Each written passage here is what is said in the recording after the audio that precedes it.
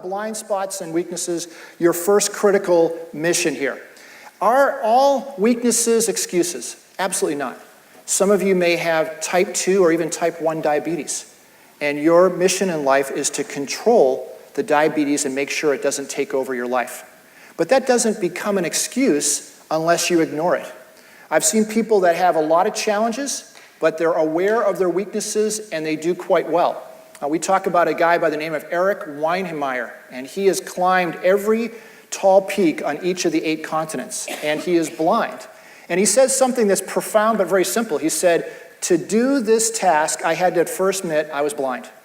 He had to admit, I can't do this by myself. And once he admitted it and didn't try to be a hero and use all the technology, just get some help, he climbed the tallest peaks on every continent, which is an incredible accomplishment for a sighted person, let alone somebody who's blind. So you have to admit that. And I would say that over the age of 40, and some of you are a little north of that, some of you can see that, some of you are waving goodbye to that, but I can tell you over 40, all of us have something, don't we? All of us have something in our business. If it wasn't there, maybe it's a debt, maybe it's a handicap, maybe it's a challenge for this or that, or you feel like you've got a great idea. You all have something. You all have something in your personal life.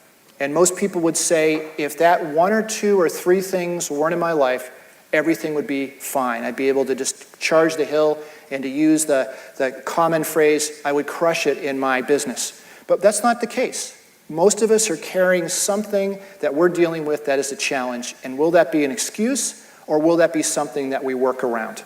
It's really our choice. All right. Our capacity for self-deception is immense. And this is something that I really enjoy. Anybody remember Lake Wobegon and Garrison Keillor? Anybody remember them? Okay, Garrison Keillor wrote a book about a crazy little homey town. I think it was up in Minnesota. And Lake Wobegon is famous for many things in this book, but the one thing that it is now famous for in the literature is the Lake Wobegon effect. Now, what is that? It is the fact that when you ask anybody in Lake Wobegon, everybody would tell you they are above average. And this is just an example of how we deceive. Let's walk through some of this here. The fancy way, if you want to impress your friends, in psychology you call it the illusory superiority. The idea that you think you're superior, but your wife, your friend, your pet even has a second opinion. And I would say that, if your pet loves you, I encourage you to get that second opinion. But some of you think that you're awesome, and some of you are, and some of you are great people, maybe not quite as awesome as you think. And I know that there are areas where I think I'm awesome, and now being married, I'm finding that I'm not as awesome as I thought. So maybe you can realize that too. But let's break it down. What about IQ? Well, those who have lower IQ think that they are smarter than most people. So this is just statistical. If the lower your IQ, the more you think you are smarter than others. For those of you that are pretty smart, you still think that you are smarter than the people around you. Nobody wants to think that they're not the top of their game. Now, what about this one here? What about driving? Any of you feel like you're a great driver? Well, join the club. 94% of Americans think they are above average drivers. Somebody's got to be in that bottom half, but nobody will admit that. If you take indices of leadership and you ask people on SATs and give them a little extra set of questions, everybody thinks they're in the 80th and 90th percentile on a lot of things.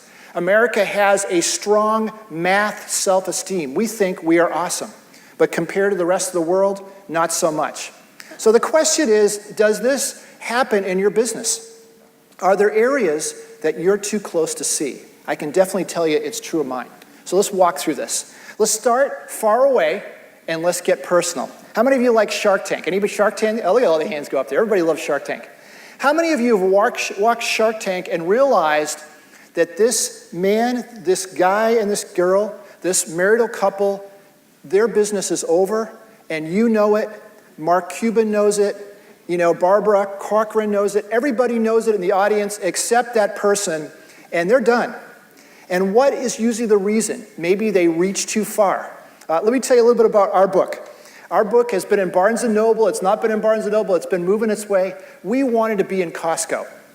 Now, I talked to my co-author today. What if we had got in Costco and it didn't go so well? Now, we have published our book ourselves. If we had bought 10,000 units, and I won't tell you how many tens of thousands of dollars it would have been to buy that and bring it here, I can tell you that if it did not go well at Costco, 10,000 of those little soldiers would be coming back to us and bankrupt us. I mean, that's all it would take to reach too far, right? And some of you know that. So on Shark Tank, you see people that they have a passion, they have a skill, but there's just not the market need. And there's an old saying, if the horse is dead, it's time to get off the horse. Maybe some of you know some friends. Your brother-in-law, he's got a great idea. He's really enthused by it. He should have given it up 2 years ago. Your sister is saying, would you please talk to him? The horse is dead, it's over. But hopefully that is not you. I can tell you for me, I've had times where I said, I know that if I just work hard, this will work. I've read all those books. John Maxwell, if I ever see him, I want to grab him. No, I'm just teasing.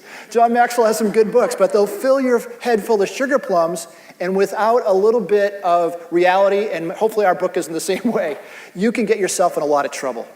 One of the things I realized is I needed some wisdom. I didn't just need guided experience, I needed guided experience. And there was a moment where I remember I went back east to a place to talk to a gentleman who I'd read his book, and he was operating right out of his home right next to Gillette Stadium where the Patriots play. I paid $450 to talk to this guy for an hour and a half. Now try telling your 80-year-old dad that you're about ready to pay somebody $450. But I can tell you that I was not leaving that guy's living room until he gave me an idea. And you know what he gave me? He gave me an idea, and I wrote the book. And he said, you know a lot, but you need to create a system. People love systems. They don't care if you've written everything there is about change or stress management or whatever. If they want a system,